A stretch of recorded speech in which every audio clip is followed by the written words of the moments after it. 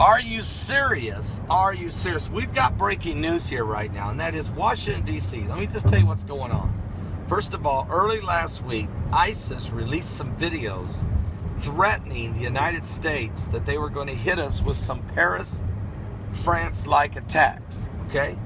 Then on Friday, the Department of Homeland Security in the United States issued a high alert awareness to all Washington, D.C. hotels and convention centers to be on, high alert, basically, of potential terrorist activity.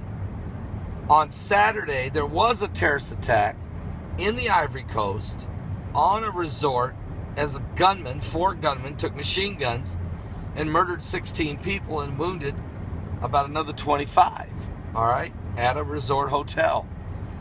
On Monday, yesterday, there was a fire on a cable in the Washington, D.C. Metro train system. So today, they just issued an emergency shutdown of the Washington, D.C. Metro system starting tonight at midnight. Now, if it's emergency, why aren't you shutting it down, this morning? But they're going to wait till midnight tonight, get this, and they will keep it shut down for 29 hours. This is unprecedented. This has never been done before in Washington, D.C. They're shutting down the entire metro train system for starting at midnight tonight till 5 a.m. Thursday morning. Never before done.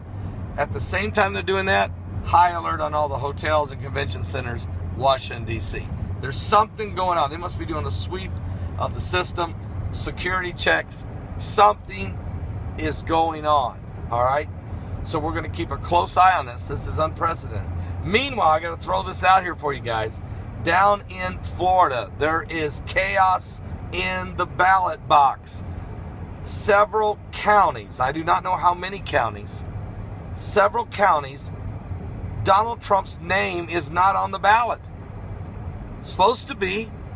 They printed the ballots without his name. I mean, and we're just now finding out in the afternoon of the day of the election? Wow. So, in other words, look, it sounds like the Republican Party has lost its mind. If it can't defeat Donald Trump one way, apparently now they're going to try to steal the election down in Florida from him. If that don't work, they're going to try to steal the election from him in the convention coming up in Cleveland. Or if that don't work, they're going to continue to allow radical groups like MoveOn.org under Bill Ayers and under George Soros and some of these other radical movements to come in and to try to disrupt his rallies. These are not protesters. These are thugs. These are criminals. They come in and assault people.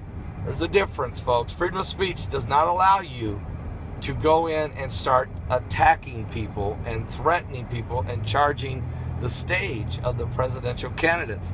Now, I pray for all 6 presidential candidates and their wives and their families.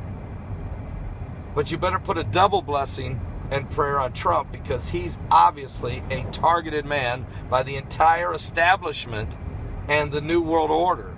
I've never seen anything like it. Really, I haven't. I've not seen anything like this. I don't know what to say, except somebody better pray. Pray for America. Because not putting someone's name on the ballot of several counties is deliberate and is really... what this does, folks, listen to what I'm telling you. It doesn't matter who you're for. It doesn't matter who I'm for. But if the perception is the people's vote don't matter, you will have a revolt, a rebellion, an uprising in America. You cannot let this continue. People's votes have to count. Wow. Wow.